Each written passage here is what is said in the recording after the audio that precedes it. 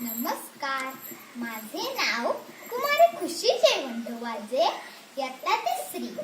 आपले महाराष्ट्र राज्य हे संतांचे भूमी म्हणून ओळखले जाते आणि आपल्या संतांचा देव म्हणजेच पंढरीची विठू माऊली.